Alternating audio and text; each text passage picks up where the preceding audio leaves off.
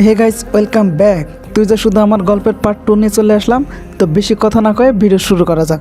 আরুষের কথা শুনে রিমি কান্না করতে লাগলো।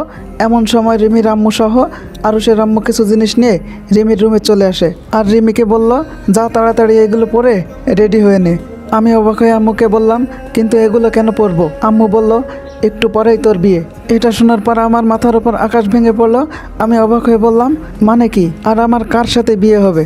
তখন আম্মু বলল, আরুষের সাথেই তোর বিয়ে হবে, এখনই তোদের বিয়ে করতে হবে। তখন আম্মুকে একটু কথা বলতে যাব, তখন আম্মু আমাকে চুপ করে দিয়ে বলল, থাক, কোনো কথা নেই, চুপচাপ তাড়াতাড়ি রেডি হয়ে নাও, একটু পরে কাজেও চলে আসবে, হাতে বেশি সময় নেই, যা করা তাড়াতাড়ি করতে হবে। আর আম্মু আমার উপরে রাগ দেখিয়ে চলে গেল এবং জিনিসপাতি সব কিছু বুঝে হাতে ধরিয়ে দিল। তখন আরুষের আম্মু আমার মাথায় হাত বুলিয়ে চলে যায়। আম্মু বেকুবের মতন বসে থাকি। হঠাৎ ফোনে আলো জ্বলে ওঠে। ফোন হাতে নিয়ে দেখি রোহন ফোন করেছে।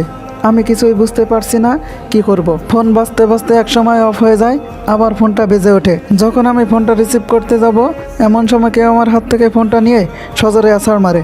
আমি ভয়ে কুঁকড়ে উঠি। সামনে তাকায় দেখি আরুষ ভাই রক্তিম চোখে আমার দিকে তাকিয়ে আছে। আমি ভয় ভয় শুকনো গলায় কয়েকবার ঢোকও গিলি। আমি কিছু বুঝে ওঠার আগেই সে আমাকে উঠিয়ে আমার হাত মুচড়ে ধরে আর আমাকে তার সাথে মিশিয়ে নেয়। আমি ব্যথায় আহ করে উঠি। তখন সে আমার কানের কাছে এসে ফিসফিস করে বলে, তুই খুব বেশি অন্যায় করে ফেলেছিস রিমি, তুই খুব বেশি। আজ তোর আমার সাথে বিয়ে, আর তুই রোহানের সাথে কথা বলার জন্য মরিয়া হয়ে উঠেছিস। এমনটা করাও তোর মোটেও উচিত হয়নি। আর আমার সাথে বিশ্বাসঘাতকতা করার শাস্তিও তুই অবশ্যই পাবি। আমার বিশ্বাস ভাঙার পরিণামও তুই ঠিকই বুঝতে পারবি। তোকে নিজের করে ভয়ানক শাস্তি দেব। এটা বলে আরুষ ভাইয়া শক্ত করে জড়িয়ে ধরে, বেশ রাগ ও জেদ নিয়ে আমাকে আরও শক্ত করে জড়িয়ে ধরে। আমি ব্যথায় কুকড়ে উঠি আর চোখ দিয়ে অনবরত পানি পড়েই চলেছে। তা দেখে আরুষ ভাইয়া বলে উঠল, একদম ন্যাকামি করবি না, তোর এই চোখের পানি এখন আর আমায় গলাতে পারবে না। খুব শখ ছিল তাই না রোহানকে বিয়ে করার, কিন্তু তা তো আর হচ্ছে না, কেননা আমি তা হতে দিব না। তোকে তো আমারই বিয়ে করতেই হবে, আর আমারই হতে হবে, কেননা তুই যে শুধুই আমার। আর আমি ভালো করেই জানি আমার জিনিস কিভাবে আদায় করে নিতে হয়। এই বলে আরুষ ভাই আমাকে ধাক্কা দিয়ে রুম থেকে চলে যায়। আমি তার যার দিকে তাকিয়ে থাকি। আমার ভিতর থেকে এক দীর্ঘশ্বাস বেরিয়ে আসে। কিছুক্ষণ আগে বাসার সবাই গোল হয়ে বসে আছে, কি করবে না করবে কিছু বুঝতে পারছে না। দাদি বলল, আগেই কইছিলাম ছেলে মেয়েকে এমন অবাধ মেলামেশা করতে দিস না, এখন তো দেখলি কি হয়ে গেল। তখন রিমির আব্বু বলল, আহমদ চুপ করো তো, এখন ওইসব না বলে কি করা যায় সেটাই ভাবো। পাশ থেকে আরুষের আম্মু বলল, দেখেন ভাই, আমরা রিমিকে আগে থেকেই পছন্দ করি, তাই ওকে আমার বাড়িতে বউ করতে আমাদের কোনো সমস্যা নেই। রিমির আম্মু বলল, মেহমানদের না হয় আমরা সামলিয়ে নিব, কিন্তু রোহানের পরিবারকে কিভাবে জবাব দিব? রিমির আব্বু বলল, ওরা যখন আগে অপরকে ভালোবাসে সেখানে তো আমাদের কিছু করারই নেই। আর এখন যদি আমরা রিমিকে জোর করে বিয়ে দিই, তাহলে তিনজনের জীবনই নষ্ট হবে, এতে কেউ খুশিই থাকবে না। আরুষের আব্বু বলল, একদম ঠিক, আমার কাছে একটা বুদ্ধি আছে। আমরা ওদেরকে একটা ঘরোয়াভাবে বিয়ে করিয়ে দিই, আর রোহানের পরিবারকে বলবো যে তারা আমাদের না জানিয়ে পালিয়ে বিয়ে করে আসছে। এখন ওদের আমাদের আপন করে নেওয়া ছাড়া আর কোনো উপায় নেই। তারা যাতে সব কিছু ভুলে যায় আর এই বিয়ে ভেঙে ফেলে। হয়তো কিছু কটু কথা শোনাবে, কিন্তু পরে সব ঠিক হয়ে যাবে। আর ঠিক তারিখের দিনেই আরুষ আর রিমির পুনরায় বিয়ে দেওয়া হবে। এতে লোক সমাজের কথাও কিছু কমে যাবে, কেউ কিছু বলতেই পারবে না।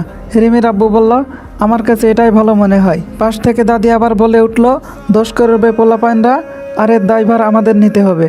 দাদির কথা কেউ কানে না নিয়ে সকালে নিজের কাজে ব্যস্ত হয়ে পড়ে, কেননা খুব অল্প সময়ে অনেক কাজ করতে হবে, তাই সকালে বিয়ের জন্য ব্যস্ত হয়ে পড়ে। এদিকে রিমি আবার বউ সাজে বসে আছে, পাশে আরুষ বসা। আরুষ নীল কালারের পাঞ্জাবি পরেছে, চুলগুলো স্পাইক করা, হাতে ঘড়ি, সাদা আলতা গায়ে নীল পাঞ্জাবি, একদম ফুটে উঠেছে, যেন তারই জন্য এই রং তৈরি করা হয়েছে। রিমিও কোনো অংশে কম নাই, নীল বেনারসি অপরূপ লাগছে তাকে। চোখে কাজল, ঠোঁটে হালকা লিপস্টিক, আর হাতে নীল চুড়ি, গলায় হার, একপাশে খোপা, আর মাথায় ঘুমটা, সব মিলে অপরূপ সৌন্দর্য লাগছে তাকে। বেশ দুজনকে মানিয়েছে একসাথে। সামনে কাজী বসে কিছুক্ষণের মধ্যে বিয়েও পড়ানো শুরু হয়ে যায়। আরুষকে কবুল বলতে সে কবুল বলে দেয়। তখন কাজী রিমিকে বলল কবুল বলতে, কিন্তু রিমি কোনো কথা না বলে চুপ হয়ে থাকে।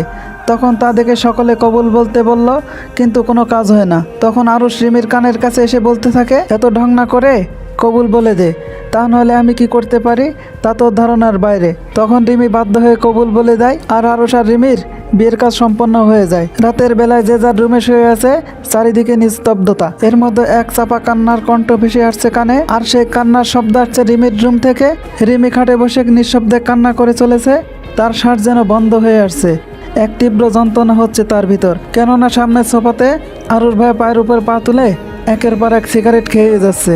তার সিগারেটের ধোঁয়ায় আমার দম বন্ধ হয়ে আসছে, কিন্তু তাতে আরুষের কিছু যায় আসে না, বরং আমার কষ্টটা যেন তার ভিতরে জ্বালার আগুনকে শান্ত করেছে। সিগারেটের শেষ টান দিতে দিতে ও এক বোতল পানি নিয়ে আসে আমার কাছে, একদম আমার মুখের কাছে চলে আসে। এখন আমার মুখের কাছে চলে আসতেই সিগারেটের ধোঁয়াগুলো আমার মুখে ছেড়ে দেয়। আমি সিগারেটের গন্ধ সহ্য না করতে পেরে কাশতে থাকি। দম বন্ধ হয়ে আসছিল, এই বুঝি দম বন্ধ হয়ে মারা যাব। সিগারেটের গন্ধ আমি বরাবরই সহ্য করতে পারি না, তার উপর সিগারেটের ধোঁয়া আমার মুখে মারে। আর বেশিক্ষণ যদি এই রুমের ভিতরে আমি থাকি, তাহলে আমার শ্বাসকষ্টে দম বন্ধ হয়ে যায়। সেটা আরও জেনেও সে আমার সাথে এমন করছে বুঝতে আর বাকি রইল না। আমি অনবরত কেসেই চলেছি, কাশি থামার নামই নেই। তা দেখে আরুষ বলে ওঠে, কিরে কষ্ট হচ্ছে বুঝি, পানি খাবি? আমি সাথে সাথে মাথা নাড়াই আর পানির বোতলটা নিতে যাব, কিন্তু নেওয়ার আগেই আরুষ তা সরিয়ে ফেলে। আরুষের ঠোঁটে এক চিল্লিত হাসির ফুটে ওঠে। তারপর আরুষ বলে, তোকে আমি পানি দিতে পারি, কিন্তু একটা শর্তে। আমি করুণ চোখে তার দিকে তাকিয়ে থাকি, কি শর্তে দিবে আল্লাহই জানে। আরুষ বলল, আমি একটু পর তোকে যা যা বলবো তোকে ঠিক তাই করতে হবে। আমার কথার উপর কোনো কথা বলতে পারবি না। কি রাজি তুই? রাজি হলে কিন্তু আমি পানি দিব। এদিকে আমার শ্বাসকষ্ট হতে শুরু হয়ে গিয়েছে। এখন যদি পানি না পাই, তাহলে আমার অবস্থা কাইল হয়ে যাবে। আমি মাথা নেড়ে সায় দিই, আমি রাজি। তখন আরুষের মুখে বিশ্বজয়ের হাসি ফুটে ওঠে, আর আমার সাথে সাথে সে পানির বোতল এগিয়ে দেয়। আমি পানি পাই এক ঢোকে বোতল শেষ করে ফেলি। এখন কিছুটা স্বস্তি লাগছে। তা দেখে আরুষ বলে ওঠে, তাহলে শোন তোকে কী করতে হবে। তার একটু পরে রোহানের পরিবারের সামনে আমি আর আরুষ বসে আছি, আর তার মধ্যে রোহানের দৃষ্টি আমার দিকে অটুক। শুধু রোহানই বা কেন, ওর পুরো পরিবারের দৃষ্টি আমাদের দুজনের উপর। আর থাকবে না কেন? আরুষ আমার কোমর জড়িয়ে ধরে আমার সাথে লেগে বসে আছে। এতে আমার আপত্তি লাগলেও কিছু করার নেই। রোহানের পরিবার আগে থেকে জানতো আমাদের বিয়ের কথা। যেভাবে বড়রা প্ল্যান করেছিল ঠিক সেভাবেই হয়েছে। তাদের মতে আমি আর আরুষ পালিয়ে গিয়ে বিয়ে করেছি, তাতে তারা বেশ রেগে যায়। কিন্তু রোহান কিছুতেই মানতে চাইছে না যে আমার বিয়ে আরুষের সাথে হয়ে গিয়েছে। সে ওইদিকে পাগলামি শুরু করে দিলে তার পরিবার বাধ্য হয়ে আমাদের বাসায় নিয়ে আসে। আর এখানে এসে দেখে আমি আর আরুষ এক রুম থেকে বের হচ্ছি। আর যখন তাদের সামনে যাওয়া হয়, তখন আরুষ আমার কোমর জড়িয়ে ধরে। রোহান তো বিশ্বাসই করতে পারছে না, আর আমি তো আরুষের হাতের পুতুল, আর তার হাতের পুতুল এক এলাহি কাণ্ড করেছে, সে তা বিশ্বাসই করতে পারছে না রোহান। এদিকে রোহানের মা বাবা আমার মা বাবাকে ইচ্ছা মতন কটু কথা শোনাচ্ছে, আর আমার বাবা মাও তেমন কিছু বলছে না। কেই বা বলবে তারা, তাদের বলার কিছু নেই। আর রোহানের মা জানা তাই বলছে আমাকে। তারপর রোহানের আম্মু একটা কথা বলে উঠলেন, এমন দুশ্চরিত্রা মেয়ে একটাও দেখিনি, নিজের বিয়ের এক সপ্তাহ আগে নিজের খালাতো ভাইয়ের সাথে পালিয়ে গিয়ে বিয়ে করতে পারে। সে সব করতে পারে, জানে না কত ছেলের সাথে ঘুরেছে, নষ্ট মেয়ে কোথাকার। আরুষ এতক্ষণ চুপ থাকলেও শেষের কথাটা শুনে যেন তার গায়ে লাগলো। সে ভরকে উঠে বলে, একদম বাজে কথা বলবেন না। আপনি যাকে কথা শোনাচ্ছেন সে এখন আমার স্ত্রী, আর আমার স্ত্রীকে এসব বলার কোনো অধিকার নেই আপনার। যদি বেশি কথা বলেন তাহলে আপনার অবস্থা যে কী হবে তা আপনারাও ভাবতে পারছেন না। ভুলে যান না, আপনাদের কোম্পানির 60% শেয়ারের মালিকই কিন্তু আমি। তাই আমি যদি চাই আর 1 মিনিটও লাগবে না আপনাদের রাস্তায় এনে দিতে। আর এরপর থেকে আমার স্ত্রী সম্পর্কে কিছু বলতে গেলে সাবধানে কথা বলবেন। আর এখনও আপনারা যেতে পারেন। আপনাদের যে বিষয়ে জানার ছিল তা তো জানা হয়ে গেছে। এতক্ষণে রিমি নিঃশব্দে কান্না করছিল, না চাইতেও চোখ দিয়ে পানি গড়িয়ে পড়লো। কিন্তু আরুষের কথা শোনার সাথে সাথে আমার কান্না অফ হয়ে যায়। আমি অবাক চোখে ওকে দেখি, আর আমার মনের মধ্যে একটা কথাই ভর করলো, আরুষ হয়তো এখনও আমায় অনেক ভালোবাসে। এদিকে রোহানের বাবা বুঝতে পারে এখন কিছু বললে সে সব কিছু হারাবে, তাই সে তার স্ত্রীকে চুপ করে থাকতে বলল, আর এখান থেকে তারা চলে যেতে লাগলো। রোহানের বাবা তার স্ত্রীকে বোঝাতে লাগলো, যা হয়েছে তা ঠিক হয়ে যাবে, এখন তাদের আর কিছু করার নেই। আর এখন তাদের যতটুকু সম্মান আছে তা নষ্ট করার আগে এখান থেকে চলে যাওয়াটাই ভালো। এতক্ষণে রোহান চুপচাপ বসেছিল, কিন্তু যখন তারা চলে যেতে যাবে তখন রোহান বলে ওঠে, আমি রিমির সাথে একা কিছু কথা বলতে চাই, প্লিজ কেউ মানা করবেন না, এইটা আমার রিকোয়েস্ট। কিছু প্রশ্নের উত্তর জানা খুব জরুরি। রোহানের এই কথা বলার সাথে সাথে আরুষের ঠোঁটের কোণে এক রহস্যময় হাসি ওঠে। সে যেন এই টাইমে ওয়েট করছিল কখন রোহান এই কথাটি বলবে। আরুষ বলল, হ্যাঁ হ্যাঁ অবশ্যই, তুমি আরামসে কথা বলতে পারো, কিন্তু আমার সামনে, বাকি কেউ থাকবে না। রোহান আর কথা না বাড়িয়ে বলল, ঠিক আছে। কেননা রোহান আরুষকে হারে হারে চিনে। সে যত যাই বলুক না কেন, আরুষ রিমিকে একা তার সাথে ছাড়বে না। এই বলে আরুষ আমার হাত ধরে টানতে টানতে ছাদে নিয়ে যায়। পিছু পিছু রোহানও চলে আসে। ছাদের এক কোনায় দাঁড়িয়ে আছে আমি আর আরুষ, রোহান, তিনজনের মধ্যে পিন নীরবতা। কারোর মুখে কোনো কথা নেই। হঠাৎ রোহান আমার হাত দুটো ধরে বসে। আমি তো রীতিমতো কাঁপাকাঁপি শুরু করে দিই। একবার আরুষের দিকে তাকাচ্ছি, আর একবার রোহানের দিকে। আরুষের চোখ মুখ দিয়ে শক্ত করে দাঁড়িয়ে আছে, তা দেখে আমি কয়েক দফা ঢোক গিলি আর আস্তে করে নিজের হাত ছড়িয়ে নেই। তা দেখে রোহান আর চোখে আরুষের দিকে তাকিয়ে আমায় বলে, কেন করলে আমার সাথে এমন? আমি জানি তুমি স্বেচ্ছায় এমন করনি। নিশ্চয়ই আরুষ তোমায় ধমকিয়েছে, ভয় দেখিয়েছে, তোমায় উঠিয়ে নিয়ে গিয়ে বিয়ের জন্য জোর করেছে, তাই তুমি বিয়ে করেছো। আমি একবার আরুষের দিকে তাকিয়ে নিই, সে আমার দিকে স্থির দৃষ্টিতে তাকিয়েছে। তা দেখে আমি কথা বলা শুরু করি। আমি বললাম, একদম না, আরুষ আমায় কিছু বলেনি, না আমাকে ধমকিয়েছে, না আমায় ভয় দেখিয়েছে। আমি স্বেচ্ছায় ওকে বিয়ে করেছি, কেননা আমি ওকে ভালোবাসি, অনেক ভালোবাসি, আর এটাও তোমার অজানা কিছু নয়। তখন রোহান বলল, তুমি তো নিজেই ওর হাত ছেড়ে আমার হাত ধরেছিলে, এখন কেন মাঝপথে আমার হাত ছেড়ে দিলে? তখন রিমি বলল, সেম রিজন, আমি যে কারণে আরুষের হাত ছেড়ে তোমার হাত ধরেছিলাম, সেই একই কারণে আজ আমি আবার আরুষের হাত ধরেছি। আর এমনিও তোমার সাথে আমার জমবে না। তোমার আর আমার মধ্যে যে কথাটা নেই, সেটা আরুষ আর আমার মধ্যে আছে। আর এমনিও আরুষ আমাকে অনেক হ্যাপি রাখবে। আরুষ এটা শোনার পর তখন আমার কোমর জড়িয়ে ধরে তার সাথে একবার মিলিয়ে বলে, এটাই রাইট জান। এই বলে আমার গালে একটা কিস করলো। তখন আরুষ রোহানকে বলল, কি দেখলি তো, তোর দেখা হয়ে গেছে, এখন যা, আমি আমার ওয়াইফের সাথে কোয়ালিটি টাইম স্পেন্ড করব, সো ডোন্ট ডিস্টার্ব। তখন রোহান বলল, সেম একই কাজ তুমি আমার সাথেও করলে, তোমার থেকে আমি এটা আশা করিনি।